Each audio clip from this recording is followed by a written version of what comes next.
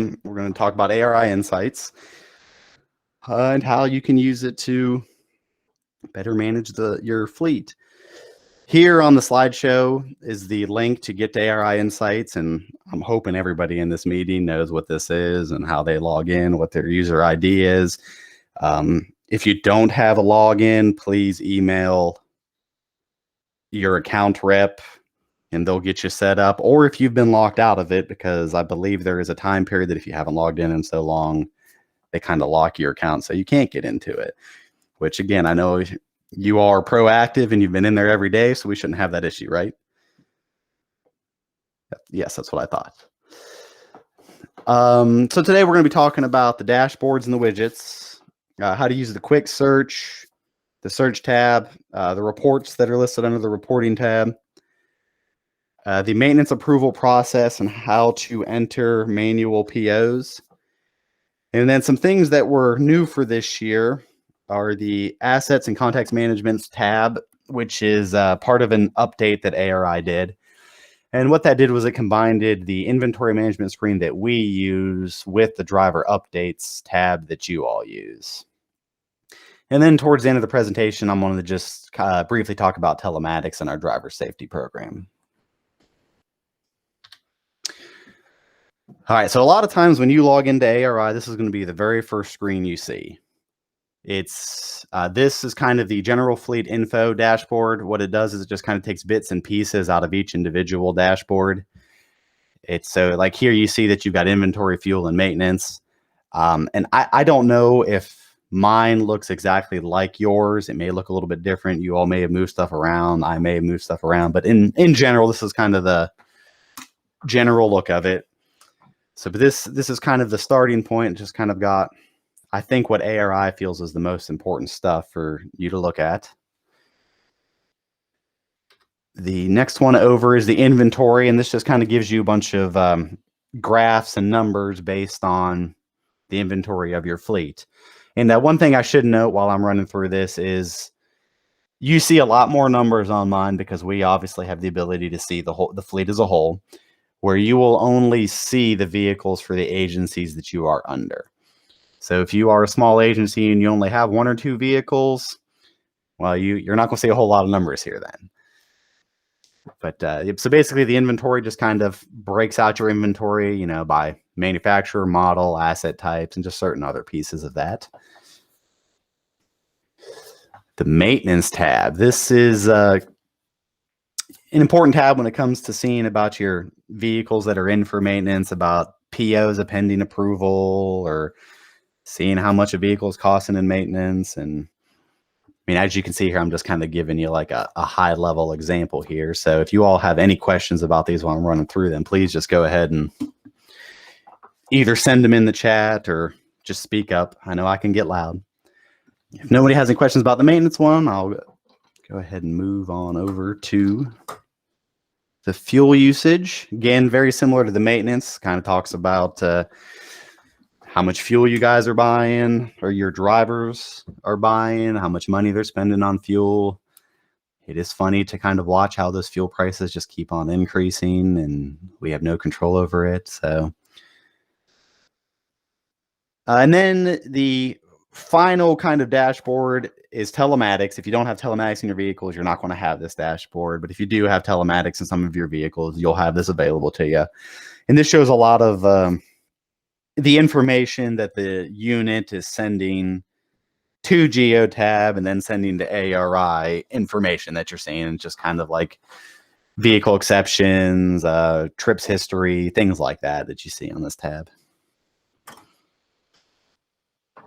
Does anybody have any questions about dashboards and widgets at this time?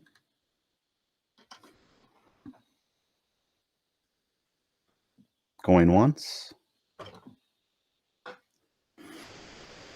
Okay, some other facts about the widgets, the dashboard. Like I said earlier, the data display should only be for the vehicles that are under your agency or agencies. In ARI, the division is equivalent to the OASIS cabinet, and the prefix is equivalent to the bill codes, which I'm sure if you've been with us a while, you know that by now. You do have the ability to kind of pick up and drag widgets around if you want to reorganize your dashboard. And you can create filters to narrow down the widgets to a less number of vehicles if you want to. Tim, I will say right now, they do not have the ability to move the widgets around They do not? Okay. on their dashboard. Yeah. Okay. I didn't know if that had been opened up or not yet. So, okay. So basically, I guess the way it's organized now is the way you got to keep it. But we can adjust and make any changes that they would like. If there's something specific that they want to look at on their dashboards on a weekly or daily basis, we can make those arrangements for them. Okay. Thank you, James. And I was talking about the filters, which that'll be something that we kind of go into a little bit later on. And then as Becky was asking, if you do click on the data that's under the widget, it will give you a detailed vehicle listing of the vehicles that are under that widget. One other thing you can do with the widgets is like the graphs can be exported to PDF if you kind of wanted to save the graphs and present them to upper management, or if somebody was just curious to, how many Toyotas do you have in the fleet? You can send them a graph of all the manufacturer vehicles, which I don't think we have too many of those, but just as an example. And the next piece is creating a filter for a dashboard widget. In the top right of your ARI page, there's a little blue vehicle with like a little cone shaped thing sticking out of the top of it. If you click on that and then click create a new filter, did I say at the top? Click on blue filter at the top right of the screen. Create a new vehicle filter. That would be for the entire dashboard, I believe. Right, James? Do you know off the top of your head? I believe so, Tim. In this one, yeah, it just says it right there. Entire dashboard. Okay, yes.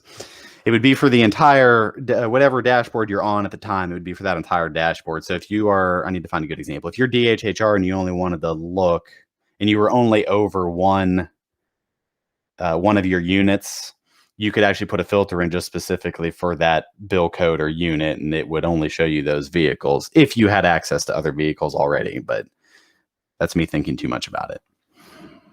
Does anybody have any questions about that or want to see it right now? Or, I mean, again, if you want to see it later, I can always, go one-on-one with somebody if they would like to ask these questions later on.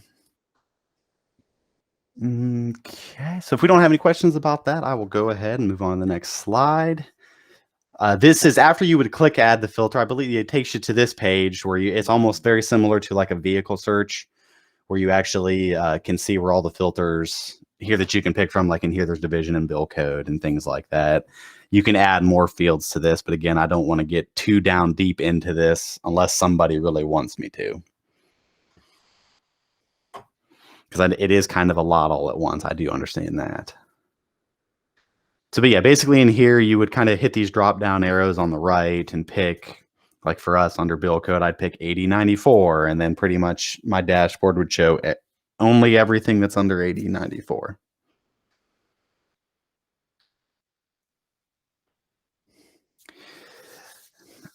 To answer the question that Becky had thrown out there, in this example here, we have a widget that says we have 7 vehicles that exceeded their tank capacity. I don't really remember what date that I took these screenshots, so looks like it wasn't too long ago because we have July dates for the transactions. But so basically in this example, I clicked on that number 7, and what it took me to was these 7 vehicles listed here that all had over tank capacity.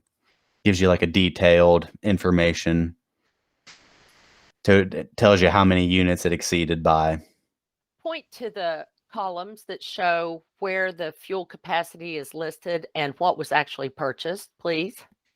Okay. Can you see my arrow moving around?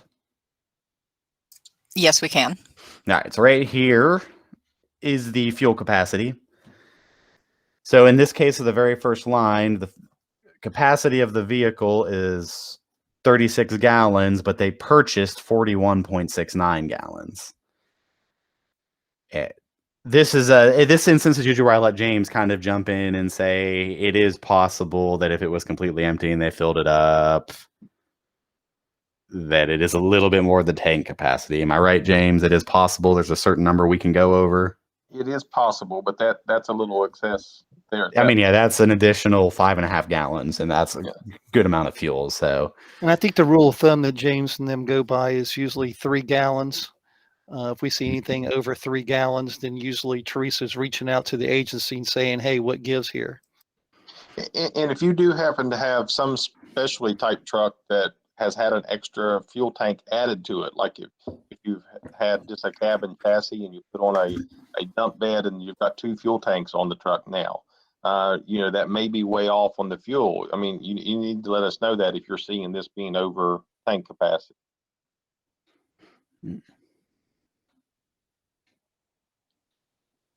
And I will say with Teresa's efforts, I believe she said yesterday when she was looking at the fuel exceptions report that the communication that she has been initiating between FMD and the agencies, we're kind of trimming that down where people are updating that information. So we really appreciate it. are there any other questions about clicking on a widget to get information or anything about tank capacity in general, since that's kind of the topic I got on the screen?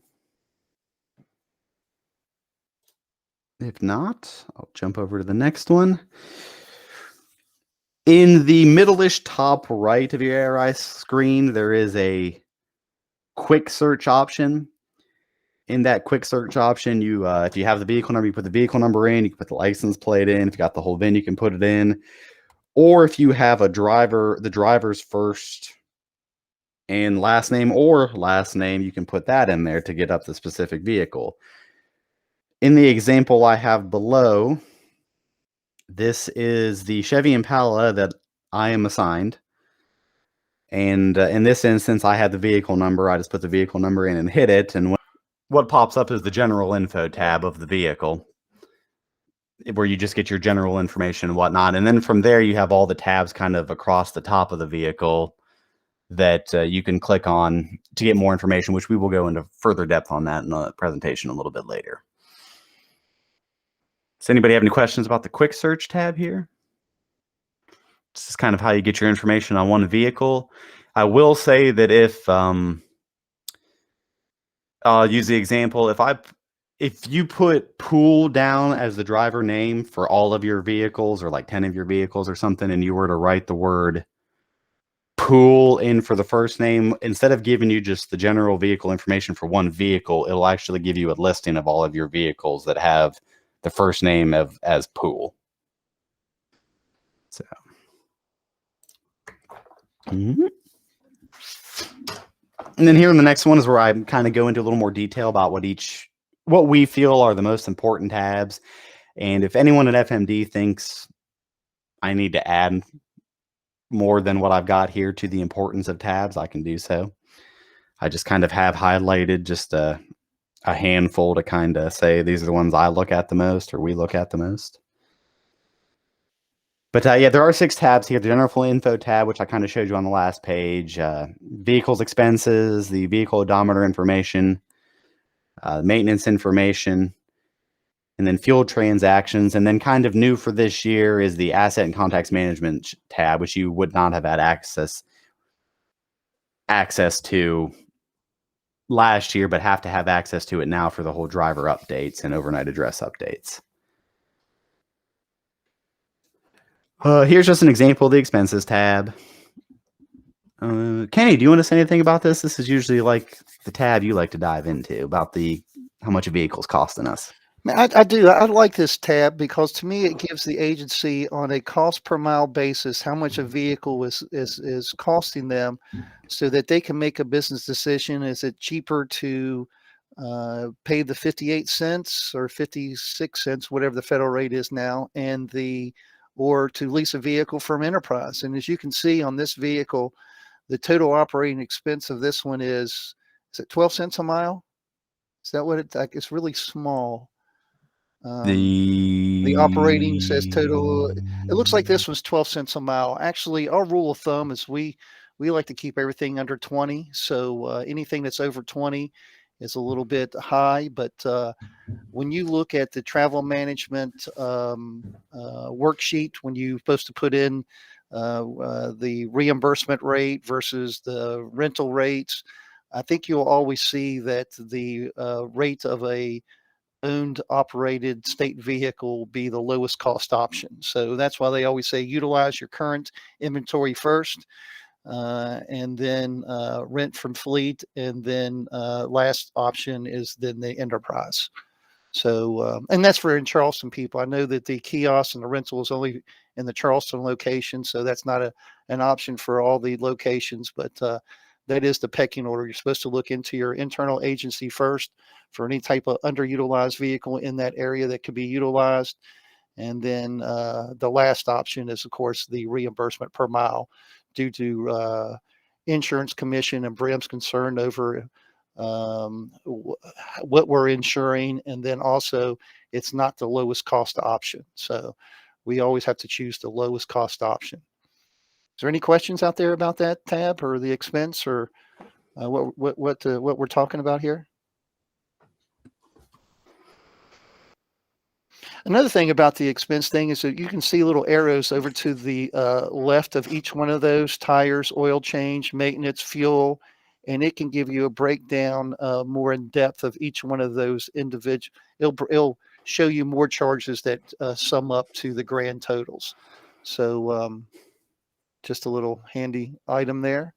The fixed down at the bottom is basically the administration cost, the fees that we have to charge, and ARI charges us. So that's the fixed component. This also can help be used for agencies to evaluate their vehicles and see if a vehicle needs replaced when they're trying to evaluate their fleet for replacements. Yeah, and then also along with this, like if you had a vehicle and you just looked at it and you say, well, 10 cents, I don't know what that means. Is that good, bad? On our website, there are benchmarks, which we have taken vehicles in 3-year categories by make and model, and we've given you the average of those for each month, mile type of comparison, so that you could take your vehicle and see how it compares against the average like vehicle. So just another mechanism for the agencies to look to see how they add up or stack up against other like assets.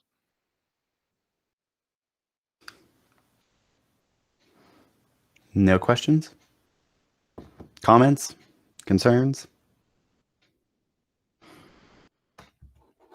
If not, I'll go ahead and jump into the next tab. This here is the odometer tab. Kind of just shows you the current odometer of the tab. It'll show you over the last year period a graph of the mileage the vehicle's been getting each month over the last year. One thing that I'd like to note for anybody asks the question, because James and I were talking about this yesterday, the average monthly miles at the top is not a good representation of what to use for the utilization exemptions, because on this vehicle, as you can see, in the last 3 months, it has been utilized, but heck, the however many months before that, it hasn't. Basically, what that average monthly mile is there is it takes the current odometer of the vehicle and divides the months in service to get that average monthly travel. So realistically, this vehicle is not averaging 1,100 miles a month, but ARI is saying that it is because of the miles that the vehicle's had over the life of the vehicle. So in this case, I don't know if this vehicle was bought used or if this vehicle was utilized real heavy in the beginning and it got stopped. A lot of that's COVID related, of course. Yeah. Which this is the vehicle, this is our Impala, right? Our rental vehicle, so. Basically, we were shut down for a while and it wasn't not being used at all during that time. Yeah. Mm-hmm. Tammy has a question there on how can we update the correct odometer. Tammy, are you saying like in regards to it's wrong, somebody entered it wrong, or because usually with the odometers, if somebody's fueling, they're entering it in at the pump, and if they enter it in wrong, ARI kind of says this isn't right, and then they just go back to the most current one, and then hopefully whoever's fueling that vehicle will get it right the next time around. Or the other thing is that you'd be sending them the China to be entered. And well, yeah, and Becky makes a very good point. If the vehicle has telematics in it, then you really can't have a wrong odometer. Well, you can have a wrong odometer because the fuel mechanism will make them put it in at the time of the pump. However, if they do have telematics, that will correct the odometer reading.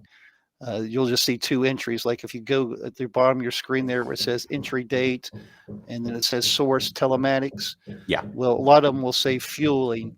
And then if there's a fat finger on a fueling, the line right above it will be like some type of adjustment that ARI makes because of the good reading they got from a telematics, or if you ever see a mistake, you can always let China know, and she can send it to ARI and they'll correct it if you don't have telematics. Yeah. Also, each time there's a maintenance event, the service garage should be letting ARI know the current odometer reading of the vehicle. And I believe there's a widget under the fuel usage that talks about the quality of the odometers, and you can click on that and see, like, some people for some reason just like to put 1, 2, 3, 4, 5. Well, I mean, that really screws up the utilization and everything. And you could look at the fuel usage under the odometers tab, and you could see what vehicles or what drivers are not following procedures correctly. To answer your question, Karen, they really don't get, I'm not going to use the word corrected because they stay in the system as a bad odometer. It's just that the next one kind of fixes the last one, so that way it all gets back online. But if you look at the history of the odometers, that bad odometer is always going to stay in there. So it doesn't really get corrected. It just gets updated with the next odometer reading that comes in. Okay. If there aren't any more questions, I'm going to jump into the maintenance tab. James, you want to talk a little bit about this tab? I lost him. Nope, I'm here. I'll finally come back. The maintenance tab, I mean, if you're looking for a PO or something previous for any type of maintenance been done on the vehicle, you just on the maintenance tab, and down below, I can hardly see it, Tim, it's really small on my screen too, but to the far left, you can actually see the PO number. And if you want to go into more detail with that PO, what all was done at that time, you can click on the PO number there, and it'll open it up and show you each line item that was done on that PO. Which is that what's listed below here? Because there are. It is. It's kind of some of the notes and stuff that's in there on that maintenance. But when you open up the PO, you'll see it more in depth on the information. And this is where it's a good idea when we're asking you to have the driver call ARI prior to taking the vehicle in for any type of maintenance or service work. That way the driver can tell ARI what they're taking the vehicle in for. And these notes will be placed here on this when they open that PO, for when the shop that they take it to calls ARI, they can't add additional work or anything there for it because the driver was just taking it in for brakes. He didn't mention anything about the windshield wipers or the tail lights being out or anything like that. It'll just be for what the driver was taking in for, and give the ARI a little bit more information so they can talk to the shop about. You'll see about middle ways in, you've got a status there that'll say paid or hold. That'll show you if you've got any POs that's on hold that the shop still hasn't called in to ARI to complete. If it's paid, that just means that ARI has paid that shop.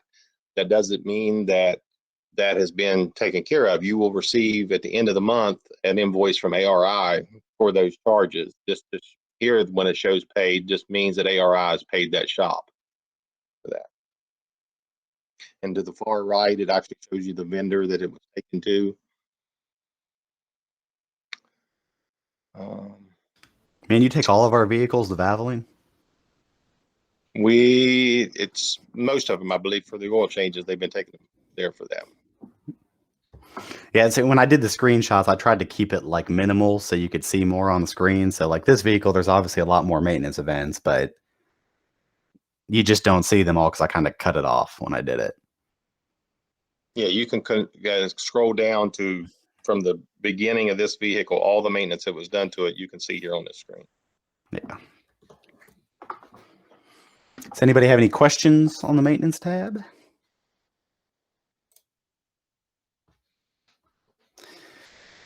So the new assets and contacts management tab, this is the tab that we kind of opened up to the AFC so that way you can put your driver information in and put the vehicle overnight parking address in. I believe we discussed this last year because last year this was called the driver updates tab, and now they've kind of meshed that all together. So basically, when you go to the asset and contacts management tab, this is what you should be able to update. I don't want to use the word see because I don't know if you can see more, but you just can't update it. But in this case, these three sections, driver, phone and email, and address info, should be the only things you have the ability to update in ARI.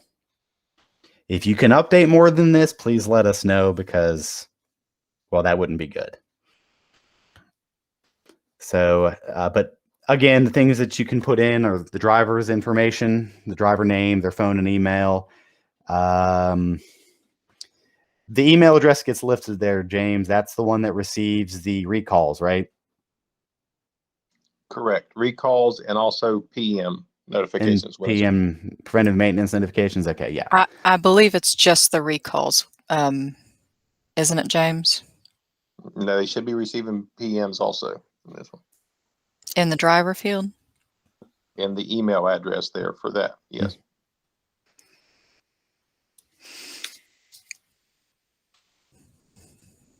And Becky did note that this information here is now the responsibility of the AFCs to keep updated. So like I'll just say it like this way, if you're sending me address information for vehicles, I'm kind of emailing you back and saying, you guys should really be updating that because of how frequently that could potentially change. That's really the reason why we gave the AFCs access, because with the vehicles moving around and possibly changing drivers and things like that, we just felt like it would be better if the people that were actually directly managing the vehicles were the ones updating it, since they know more than we do in this case. Anybody have any questions about this or updating the information? Stephanie, to clarify that a little bit, what you was asking, any ARI user will receive at the end of the at the first of every month a PM exception list of all the vehicles with the exceptions. This email here that's on each driver vehicle, they'll receive an email for their PM for that vehicle when it's overdue. Okay, it was just, I hadn't heard that update. It was my understanding the last time that it had been just the recalls only.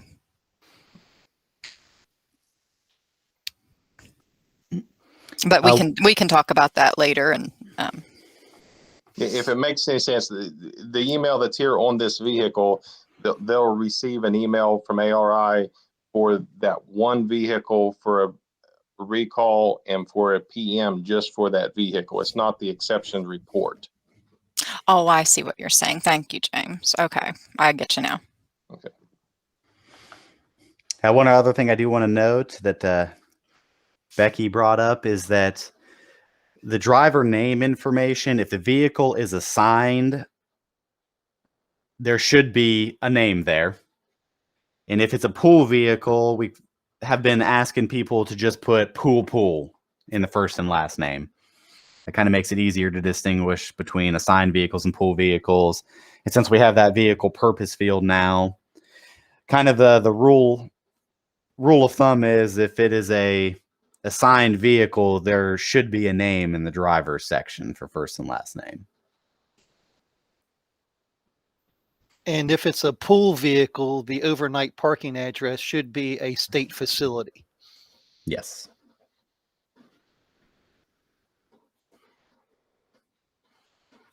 And if it's not, Kenny's coming after you.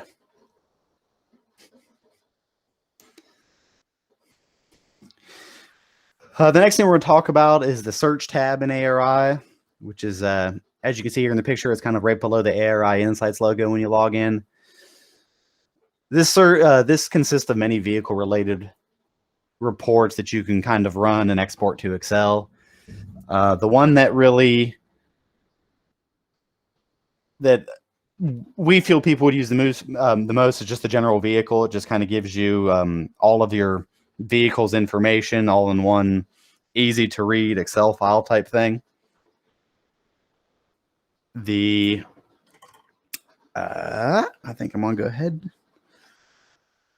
You do have the ability to kind of customize these searches, and then you can save them as a saved search. So anytime you come to ARI, if you just want to click the save search and go straight to it, it becomes a lot easier to do that, which I'm going to explain that here in a little bit.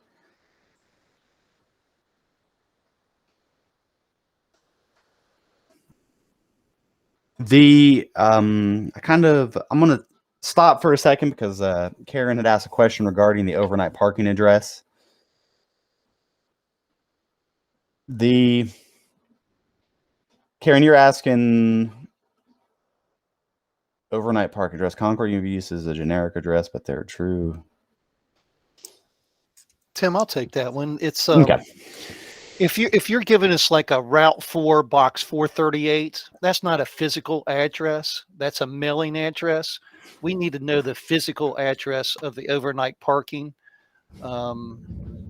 And if you do not have a physical address, then we can discuss. But I couldn't think of a case. I was trying to think off the top of my head of a case where there would be a state asset that's a pool not parked that wouldn't have a physical address. So if there is such an animal out there, let me know. But I know with Oasis Fixed Assets, every piece of inventory the state owns has a physical address. So if there's something outside of that realm, let me know, but I'm not aware of it. And Karen, did I answer your question? If not, tee it up again and we'll try it again.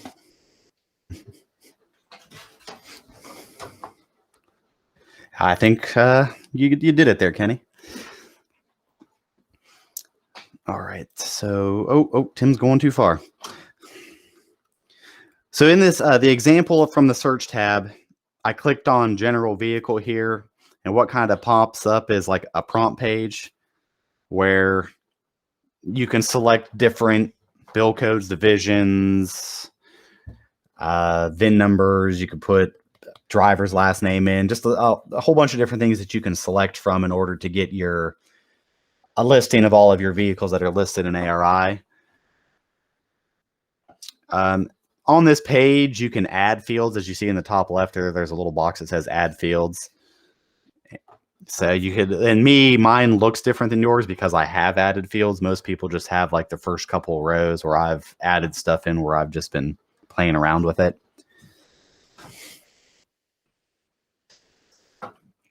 So so what I did on that last page is I chose a bill code of 8094, which is our bill code. And I also changed the status to only show me active. So then what I ended up with was a complete listing of all of our active vehicles that we have under 8094. And that's what you see in this screenshot here. In most agencies, really on when you go into the general vehicle tab and create that report, a lot of times you won't have to add your bill code because you should only be seeing the vehicles that's within your bill code. If you do pull up a general vehicle and see other bill codes that are listed for vehicles, you need to let us know that. Yeah. Thank you, James. Once you have your data kind of up and in place, you do have an ability to kind of add more or remove columns from the report. And to do that, what you do is the top right, you'd click the little gear and click customize. And then on the left pane, you're going to get this fields list pop-up box that comes up. And from here, you can expand all these folders and see what you can check to add more columns to this, or what you can uncheck to remove columns from this.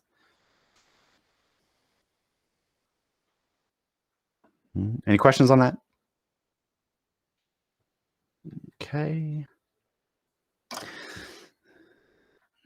So let's say that I went ahead and I customized this. I added some columns and I removed some columns, and I got this report looking exactly how I want it to look. And now I want to save it so that way every time I run it, I get the same thing.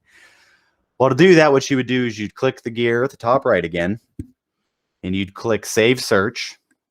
And then you'd get this pop-up box that says not pop-up box, but this box would pop up that says Save Search Name. And you would type and whatever you want to call it in that box and click Save Search. And where it would save this is under your Save Searches tab, which is at the in the bottom screenshot. It's in the top right of the ARI homepage, basically. You would just hit that Save Searches expansion arrow, and you would see that this is now saved under there. And anytime you wanted to run this report, you would just click that, and it would give it to you exactly how you customized it.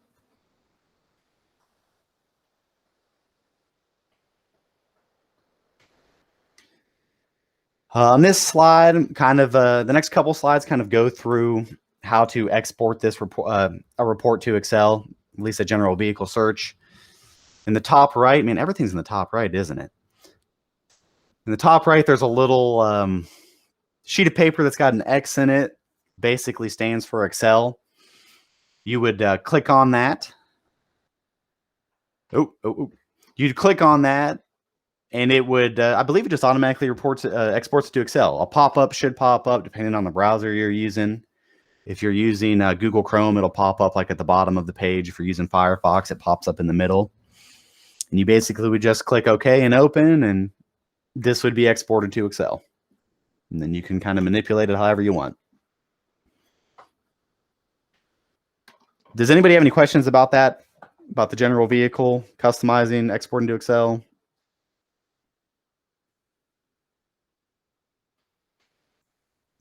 Okay.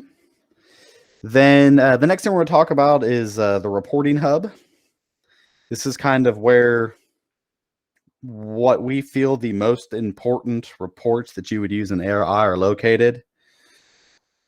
And I'm going to go over the two most important reports, which have been customized for the state of West Virginia for our use. Basically, the reporting hub is located under reporting / reporting hub, as you can see in the screenshot here. Once you click on reporting hub, you're going to see this page here that I have in front of us. If you look under templates, there's an all and there's a my organization. If you click on my organization, it would have all of the reports that were customized for your all's and ours use. The telematics reports that are under there come in handy for the people that have telematics. But the two big reports that are under here are the fixed and operating report and the Love operating cost report.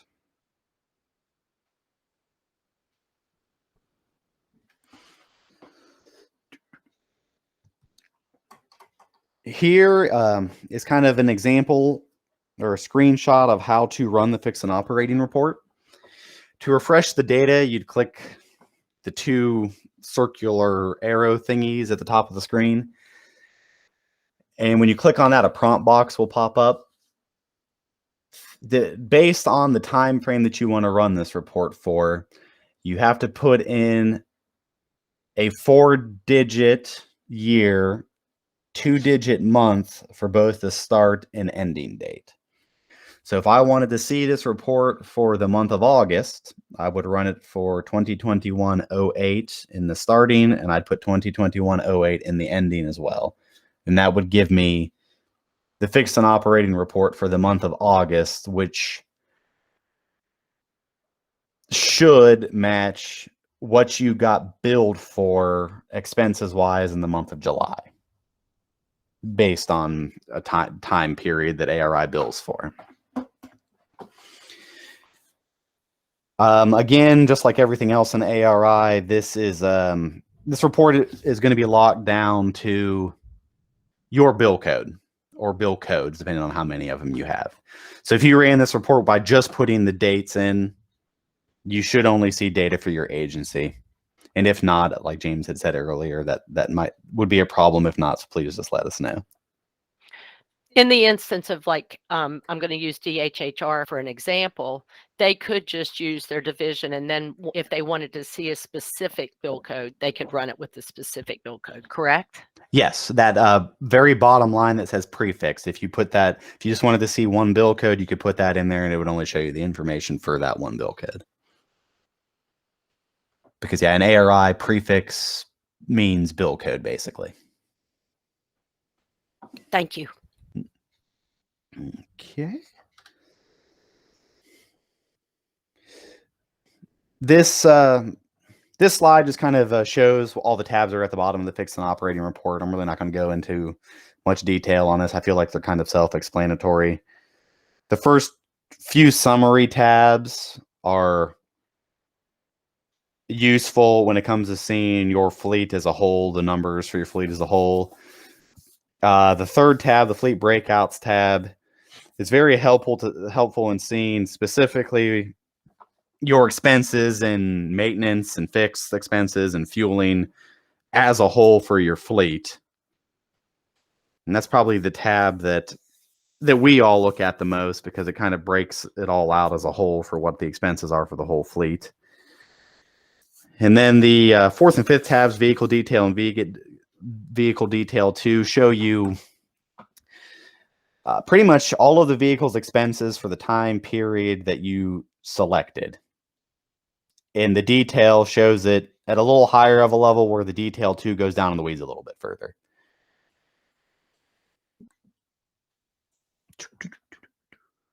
And then everything after those tabs is just kind of more graphs and things like that for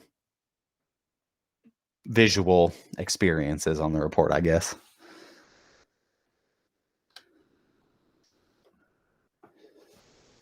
To save this report, as well as the Love report, to Excel, you'll click on the box at the top of the screen. It's kind of like a little box that has arrow that kind of shoots up and out of it.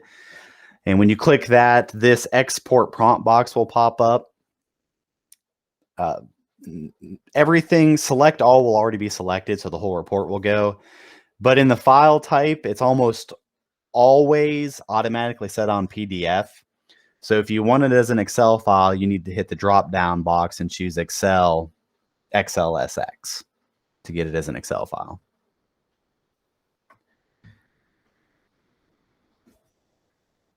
And Becky asked if with the transition to Google, will this be the same? OT has given me the impression that yes, this will be the same. It should still export, but but I'm using that word should. But once I will test it when we get to that point, but I don't know. Like, I can't test it right now because I have Excel on my computer, and that's why I haven't been able to test it yet. So once you choose Excel, you'll click export or OK. I can't remember which one it is. And if you're using Firefox, you'll get the screenshot on the right here will pop up asking you to open it with Excel, or if you're using Google Chrome, it'll download in the bottom pane of the screen. Does anybody have any questions about the fixed and operating report? Comments?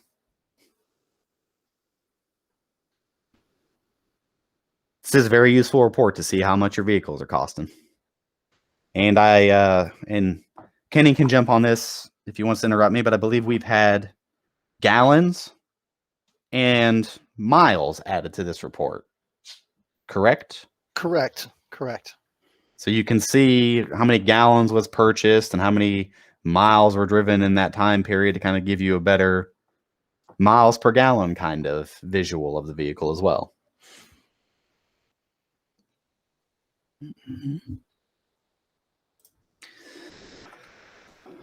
The Love Report, I don't have anything in here on how to run it, because when you click Love Report under the My Organization, it is just going to automatically run and populate the data for your agencies. So there's really not a whole lot to it.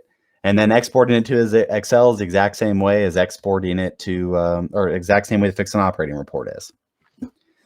So, but otherwise, I just kind of have screenshots of all the columns that are on the Love Report just to give you an idea of what all the information that comes on that report. And Love basically means life of vehicle. So all the information that you're seeing on the Love Report shows you pretty much what that vehicle has cost you since it's been in the fleet for the state of West Virginia. It's a super report if you want to evaluate, if you've got a specific, like if you have 10 Ford Explorers and you want to look at how they're all,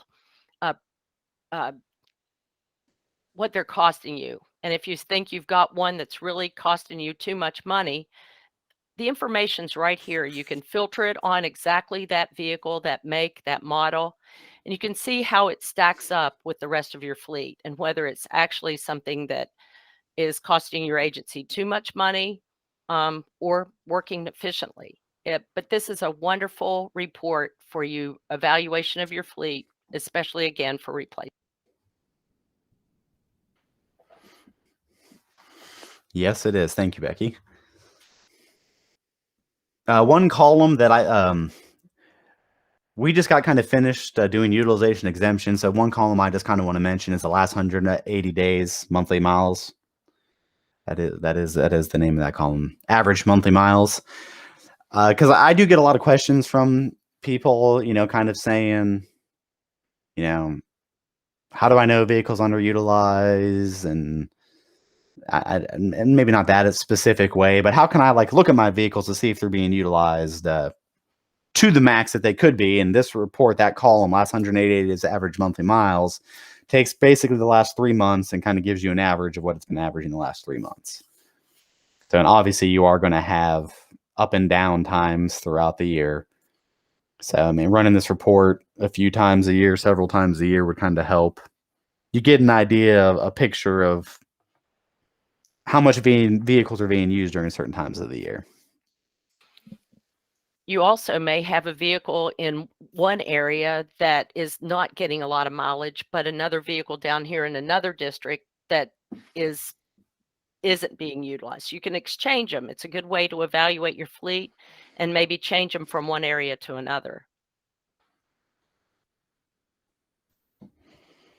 Does anybody have any questions on the Love Report? Comments?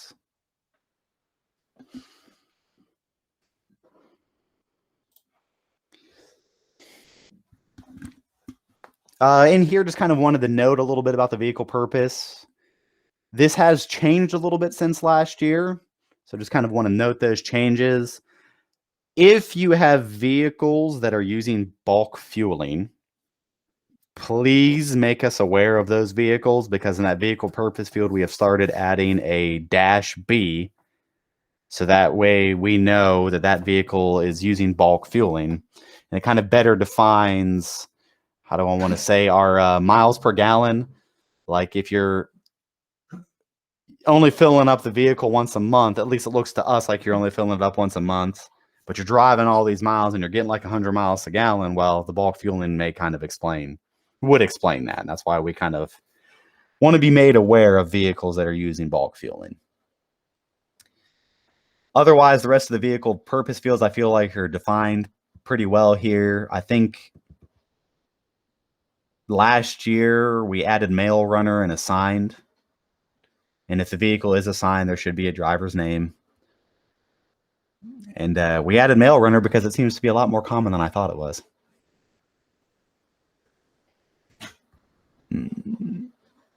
The bulk fueling, just to add a little bit on that, bulk fueling campuses, WVU, I know for one, a lot of higher ed colleges do have bulk fueling. We do not like to see them used in bulk fueling in vehicles that do travel off campus. The bulk fueling should only be for vehicles that really stay on campus. Another example is DOH, mainly their equipment division out of Buckhannon, because they have rolling job sites. They have tanker trucks that actually set up on these job sites and fill their equipment in trucks. So they are able to use bulk fueling.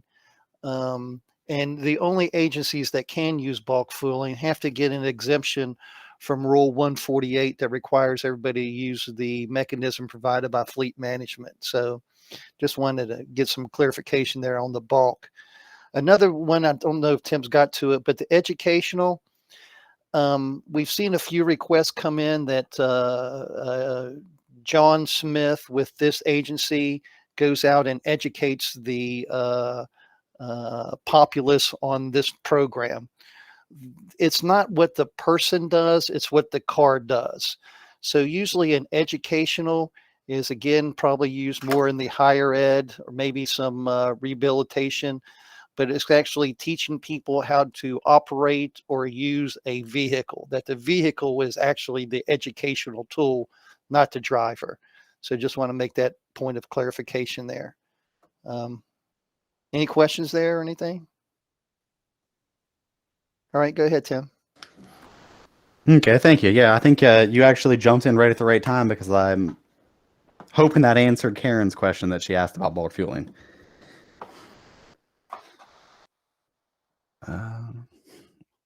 Well, if no one has any questions about vehicle purpose, there is, I guess I didn't say that in here, there is a form that is on our website, the DOA FM21, that in order to change vehicle purposes in ARI, you can fill out that form and send it in to us, and we will make the updates in ARI with the appropriate vehicle purposes. And we really do have the goal of having a purpose assigned to every vehicle in ARI. So if you notice that you have vehicles in ARI that don't have anything in the purpose field, please do what you can to get us that form and get those updated.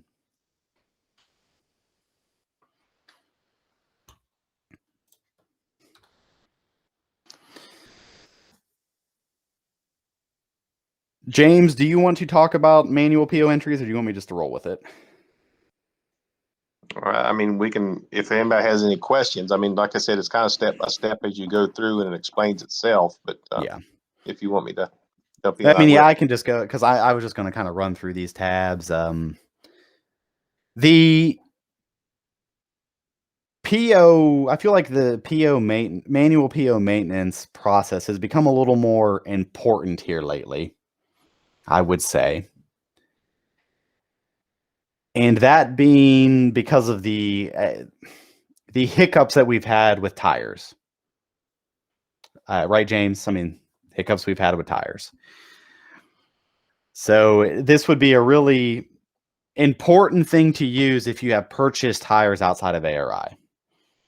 If you bought 4 new tires for a vehicle on a P card, for example, you need to come in here and enter a manual PO for that vehicle for those tires that you had put on that vehicle. And for the agency fleet coordinators, there are 3 ways you can acquire tires. Apparently, you can use a P card. You can go through the Oasis system and do a delivery order, or you can have ARI facilitate. Each one has its strengths and weaknesses, including ARI. When you do purchase tires not through ARI, you have to do this PO entry so that we actually can report on the cost per mile, dollars per month basis for that vehicle. If you do not put the tires in ARI, then we are understating the operating cost of those vehicles. And tires is usually the main expense you have related to maintenance. So, and again, there's steps on our website that walk down through each one of the steps of what you have to do with the PO entry. And then also, if you have internal garages that are doing more, maybe they're doing oil changes or other things like that, those type of events need to be entered into ARI. So, Tim, go ahead. Yes, and basically these next few slides are just kind of how you go about doing that. So you'd go to vehicles, click on maintenance, and there's a section there called PO history entry. You'd click on that and it would bring up this page. And then like James kind of said, it's kind of self-explanatory. You just kind of follow the steps. I believe I do have highlighted in the boxes the things that absolutely need to be entered to get on to the next step here. So as you can see here, you would select 5R82 as your client ID, put the vehicle number in, make sure that you have purchase order selected and click submit. And then this box that's up here at the top kind of pre-populates with all your information based on the vehicle number you put in. And this screen down below will pop up, and this is where you enter in all the information that you would have for that purchase and that maintenance event. I make it sound real simple, I know. And I hope it is that simple for anyone that does it. I think this tab here lists out everything that you should enter for the manual PO. And I'm not going to read all these off because you guys can read them. Again, this presentation is on our website. So, and again, I don't hope you don't have to do this. So, but I do understand that it is going to have to be done at some point for some people. So, are there any questions on that PO entry?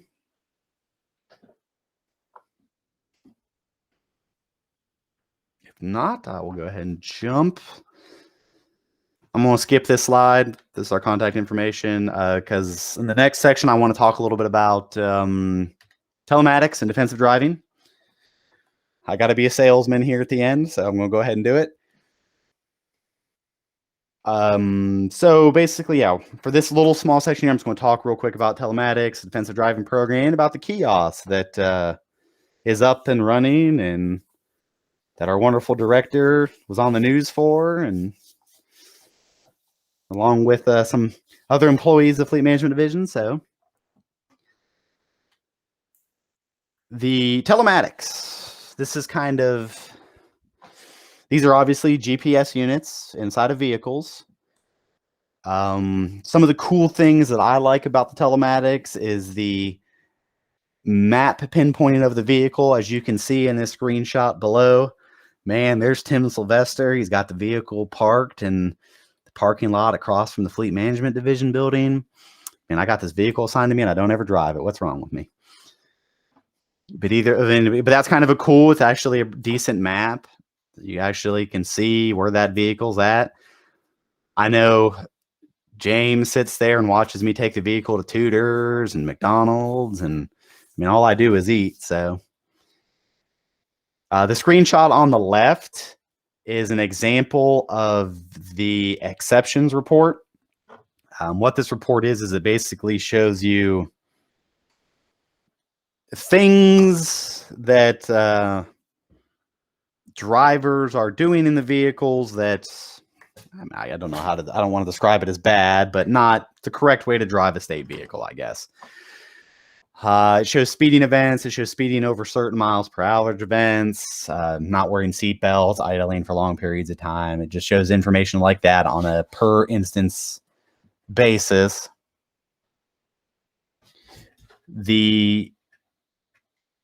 And this report, if you had telematics, would be emailed to you on a monthly basis for the previous month. along with a trips history report and a scorecard report.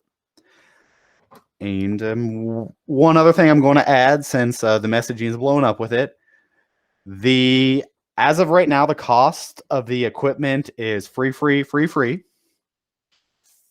the agencies. FMD buys the equipment, and then you will have a $11 a month charge that you pay to ARI and a $1 a month charge that you pay to us. And as Becky has noted in the comments, those units cost $125 a piece. So I guess you get to save a decent amount of money there if you get the equipment now. Hey, Tim, one thing, when you got that up there, as you can see, he has an exception report up there of things that we have put parameters or bogeys on, and anything above that hits an exception. Like speeding over, we have speeding over 5, 10, and 20. None of this data is any good unless a manager acts upon it.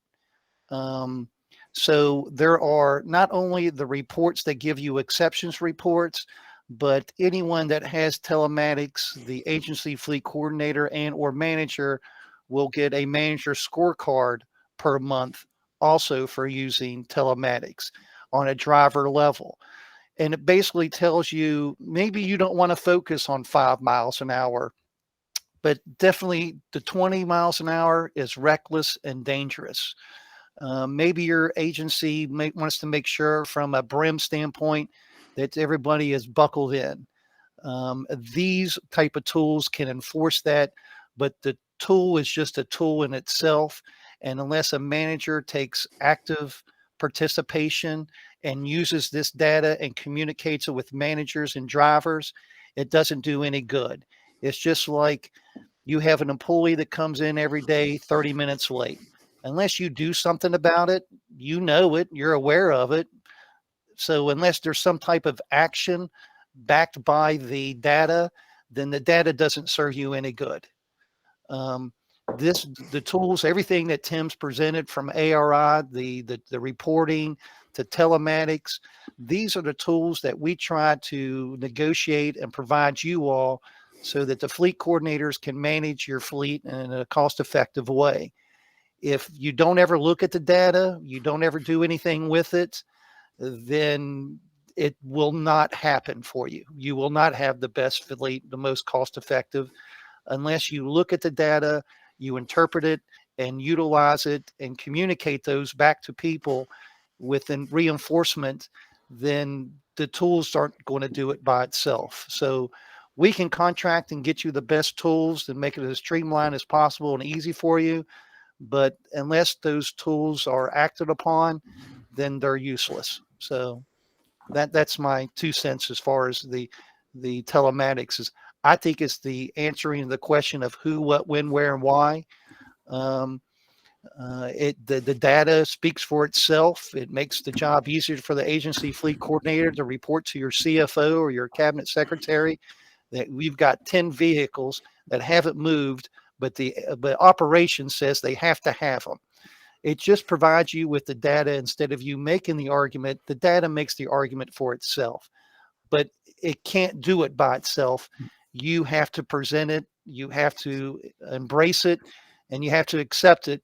And if you don't, then the tool itself won't be any good. So, Tim, it's all yours. One other thing that telematics really helps with on the other side is trip logs. I mean, we all have to keep them when it comes to our vehicles.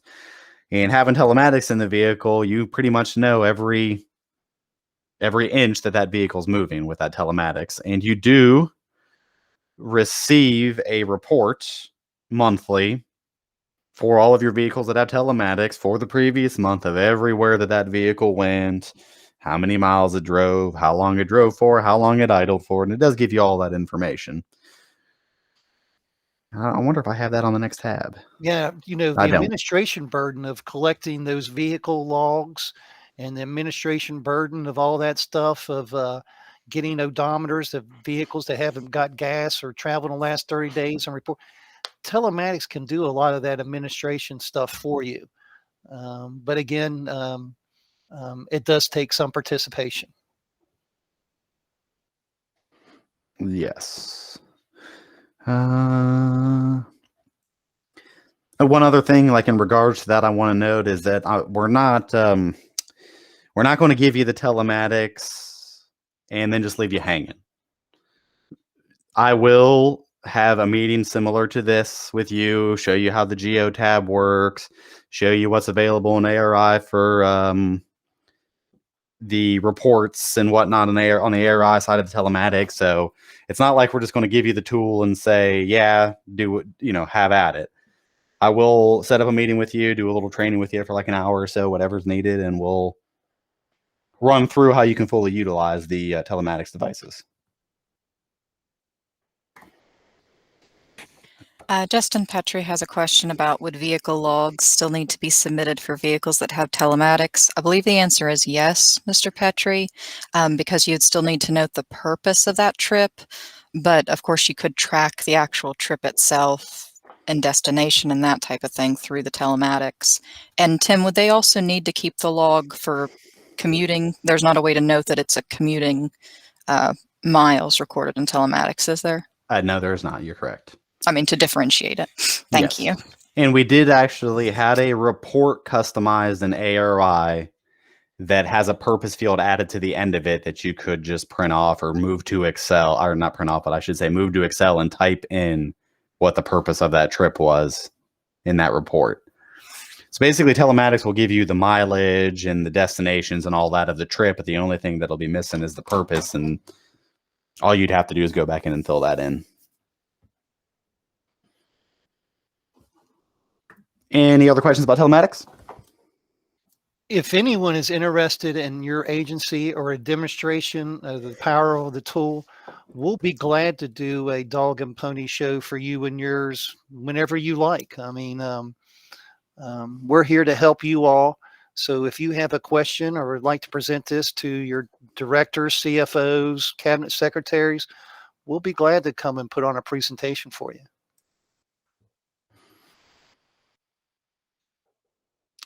Defensive driving. Becky, do you want to talk about this? Do you want to sell it?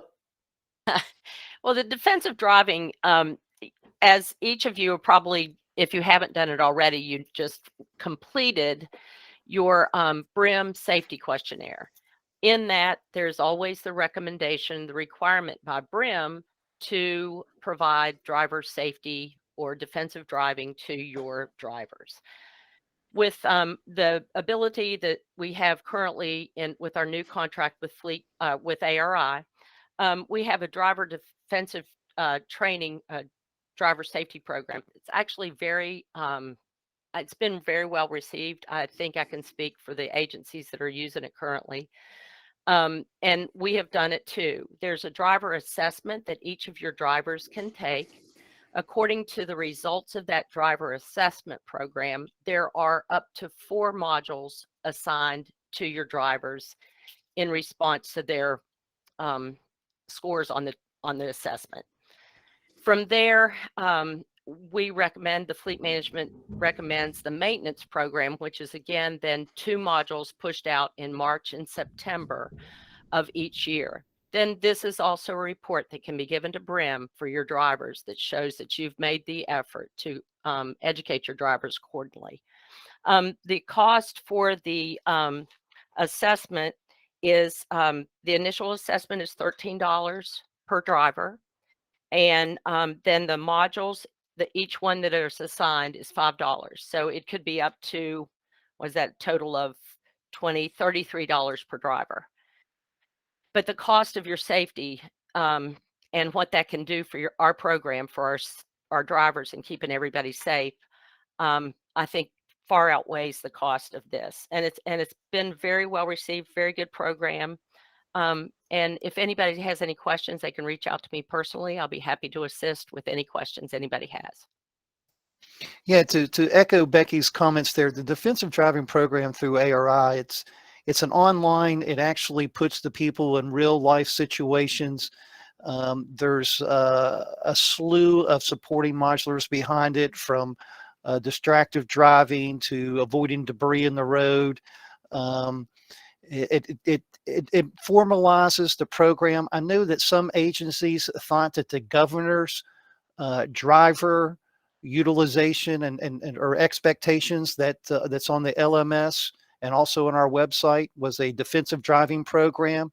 It is not. That is that every driver should take the governor's LMS to understand what is permitted to be used in a state vehicle. The defensive driving program through ARI is more of enforcing what behaviors make a safe driver. And it really does tie into telematics quite a bit, that if you start seeing that someone in telematics has a lead foot, as Becky said, there's each year there's 2 modulars, April and September, that come out to you automatically. But if you have a driver that is showing deficiencies in speeding or other areas, you can assign him supporting or her supporting modulars to reinforce or try to correct that type of behavior. So it's what we've tried to do is give the agencies a robust system from inventory all the way down to the driver to make sure that we have the best fleet out there in the union. So if there's any questions about signing up, or again, if you'd like to have a demo on this, please call Becky or anyone at Fleet Management, and we'll come out to your agency and give you a little demo of the program itself. So Tim, it's all yours. Okay, and there is on the presentation, there is a link that you can click that'll take you to the detailed information that Becky has put together, kind of like almost like a pamphlet of sorts, or I don't know how to word it, but basically it's the detailed information on the driver safety program.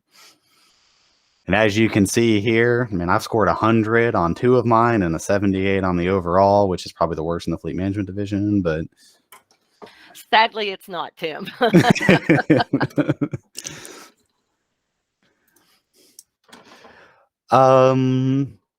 The last piece I kind of have in here is the kiosk system. Kenny, do you want to go ahead and talk about this?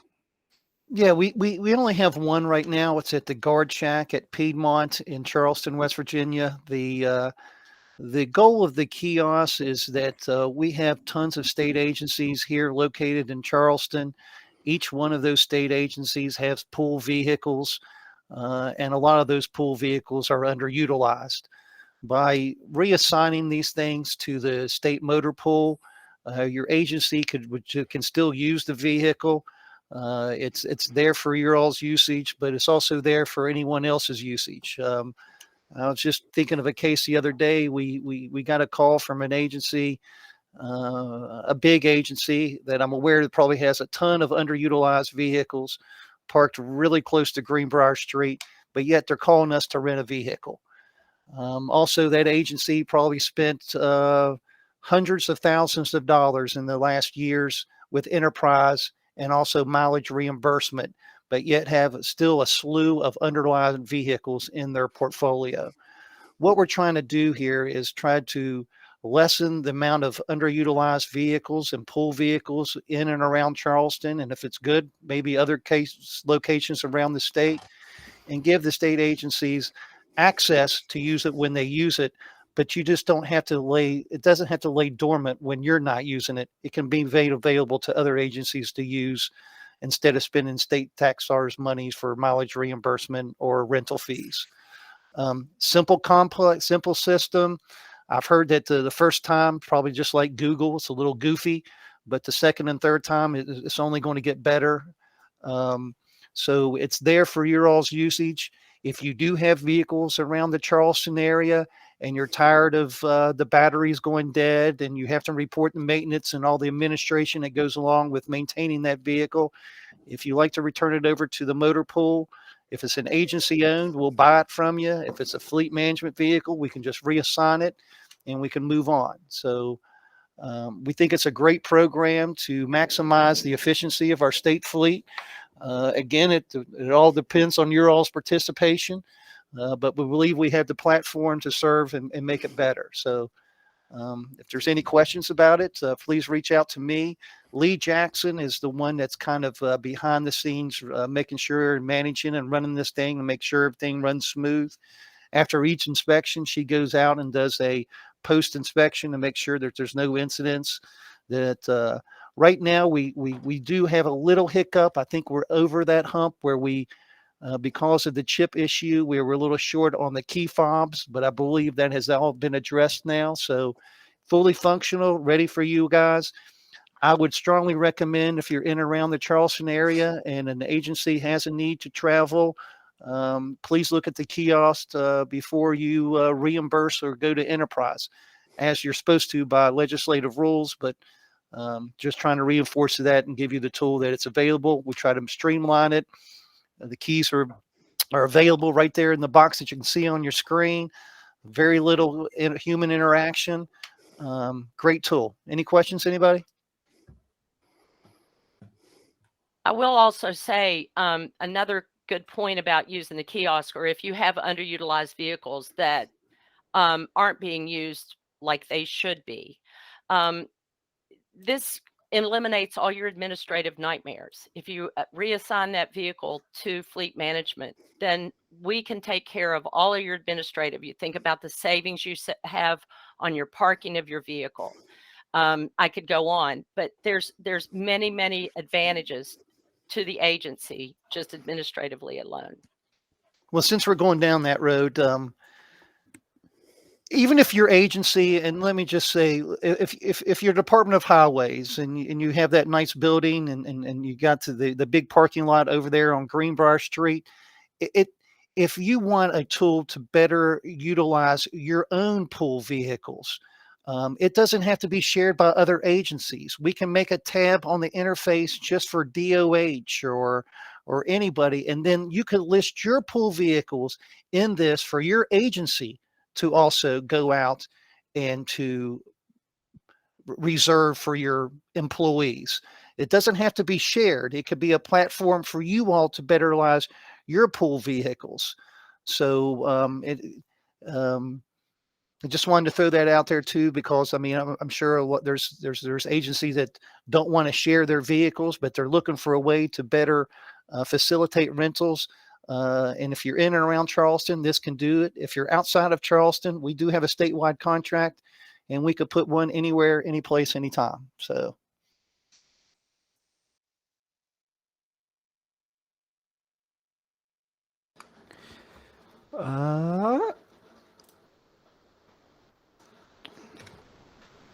At this time, does anybody have any questions at all whatsoever about ARI or the services that we just went over?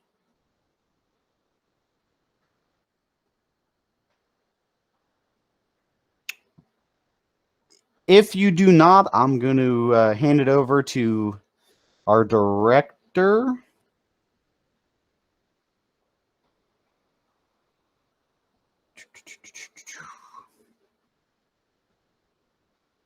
Sorry, I was reading Tammy's question. Yeah, I was too. I was just looking at the nitro thing. I mean, we have a kiosk for the Charleston. I mean, it depends on how many vehicles you want to put in, what size of box you want. So there's some variables there. Tammy, if you're interested, call Becky and I, and we'll steer you in the right direction.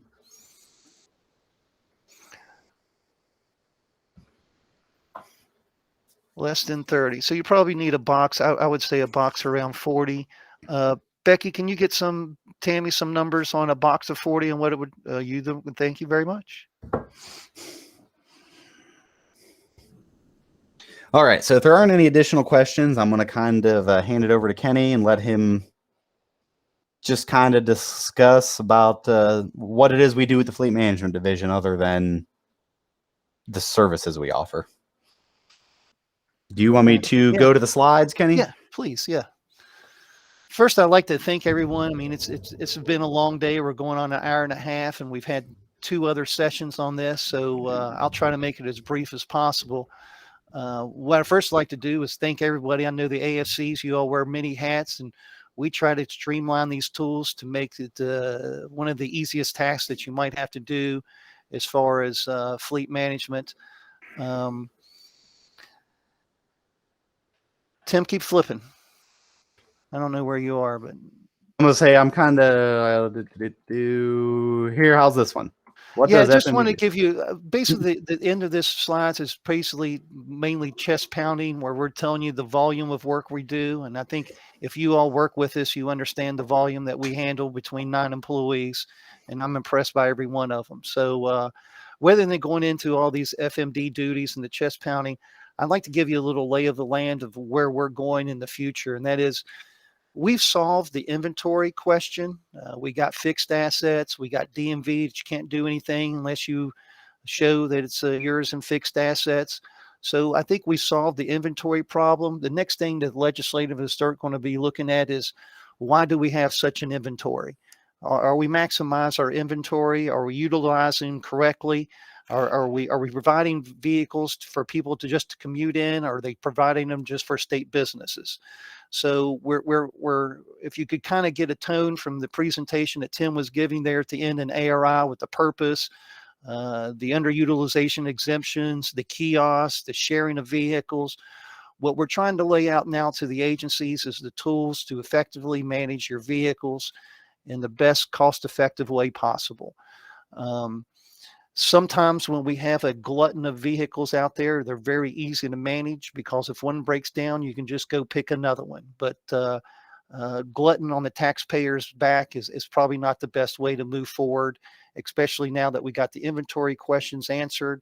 We're able to provide the legislative auditor, the Joint Committee on Government and Finance, and the governor's office itself reports each year on the state fleet. If you haven't noticed, the auditor's office even acquired a new person that is just mainly to audit fleet. I think they started with higher education. I believe they stopped by WVU, Marshall, some of the community colleges, and I think Veterans was one of the few that they've already got to so far.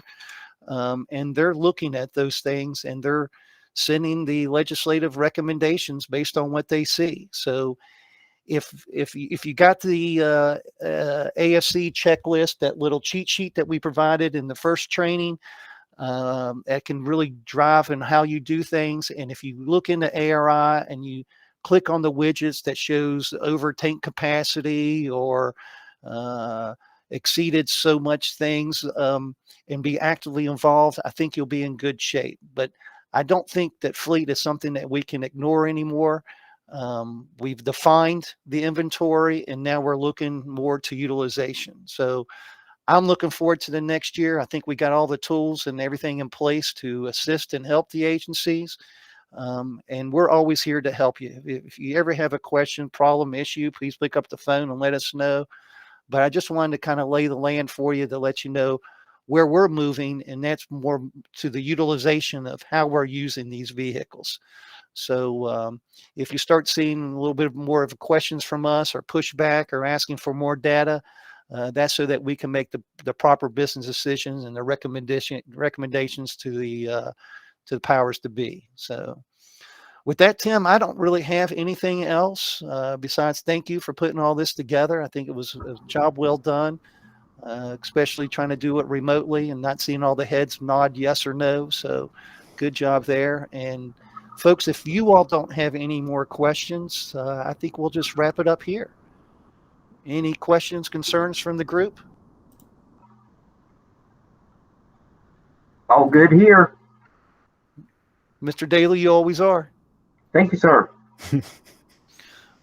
Well, Tim, she's all yours if you want to close it out, and thank you again. All right. Well, thank you all for attending. I appreciate you all giving the time. I appreciate you all being AFCs, and yeah. Otherwise, I hope you all have a rest of the day. I don't know where the cohorts are going to go from here. We haven't fully decided yet whether we're going to continue doing this every month or maybe just start doing it quarterly. But I will let you all know. I'll send an email to inform you of that. Otherwise, I hope you all have a wonderful day, week, month. If you need anything at all, feel free to call me. Or I guess any of us at FMD. I shouldn't say that because there may be some of us at FMD that don't want to be called. But otherwise, this is the last one. So if you've watched all 3 videos and are all caught up on the training, you can go ahead and send me your certificates. So I look forward to getting all those here soon. Thank you, Thank you, Tim. Tim. Bye. We'll see y'all.